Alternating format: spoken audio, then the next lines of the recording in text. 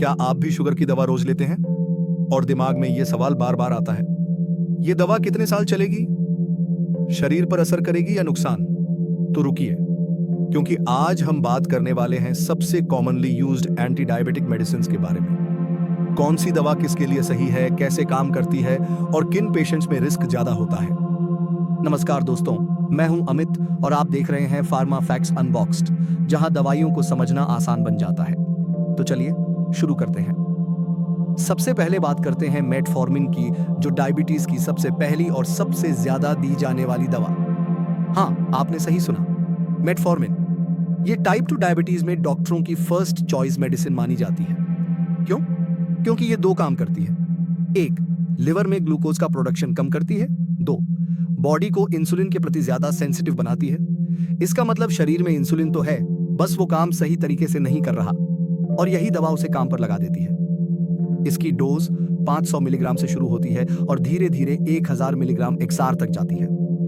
इसके नुकसान, gas, blotting और हल्की लूज मोशंस। लेकिन ध्यान दीजिए, ये परेशानी कुछ दिनों में अपने आप कम हो जाती है। दूसरे नंबर पर आती हैं ग्लाइम्पेराइड और ग्लाइक्लेजाइड। ये भी शुगर कम करने वाली दवाएं हैं। अगर आपकी शुगर बहुत हाई हो और तुरंत कंट्रोल में लानी हो, तो डॉक्टर अक्सर देते हैं सल्फोनिलुरियस, जैसे ग्लिमिप्राइड, ग्लाइक्लाजाइड या ग्लाइबेनक्लेमाइड। ये दवाएं पैनक्रियास को मजबूर करती हैं इंसुलिन रिलीज करने में। लेकिन समस्या, हाइपोग्लाइसीमिया।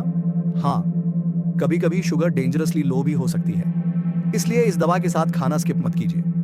तीसरे नंबर पर DPP-4 इनहिबिटर्स और इनमें आती हैं, सिटाग्लिप्टिन, विल्डाग्लिप्टिन, लिनाग्लिप्टिन और टेनलिग्लिप्टिन। ये दवाएं बॉडी में इंक्रीटिन हार्मोन को स्टेबल रखती हैं, जिससे ग्लूकोज कंट्रोल स्मूथ और नेचुरल तरीके से होता है। इसका फायदा, हाइपोग्लाइसेमिया का रिस्क बहुत कम, वेट गेन नहीं होता और कई पेशेंट्स इन वेल टॉलरेट करते हैं। चौथे नंबर पर SGLT2 इनहिबिटर्स। ये किडनी के रास्ते शुगर बाहर करता है। ये दवाएं सुनने में थोड़ी शॉकिंग लगती हैं, क्योंकि इसका काम है शुगर को यूरिन के साथ बाहर निकालना, जैसे डपाग्लिफ्लोजिन, एम्पेग्लिफ्लोजिन, कैनेग्लिफ्लोजिन। इनके फायदे, वेट कम होता है, हार्ट पेशेंट्स में एक्स्ट्रा बेनिफिट और ब्लड प्रेशर भी थोड़ा कम।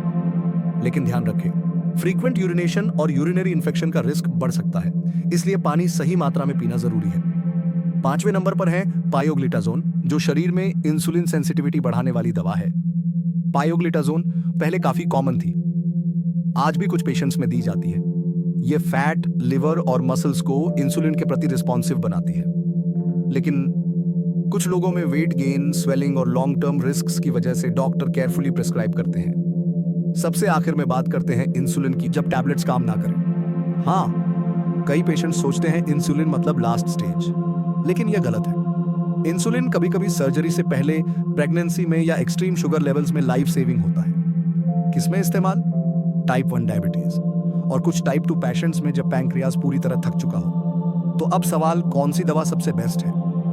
जवाब सिंपल है, जो आपके डॉक्टर ने आपके sugar levels, age, weight, kidney function और लाइफस्टाइल देखकर प्रिस्क्राइब की है, वही आपके लिए सबसे सही दवा है। कभी भी किसी और की दवा कॉपी मत कीजिए, क्योंकि diabetes treatment one size fits all नहीं होता।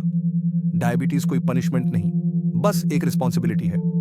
और अगर दवा सही तरीके से ली जाए, डाइट कंट्रोल हो और रोज 30 मिनट की वॉक हो, तो डायबिटीज डर नहीं, हैंडल हो जाती है। अगर वीडियो हेल्पफुल लगा हो तो लाइक, शेयर और कमेंट कीजिए।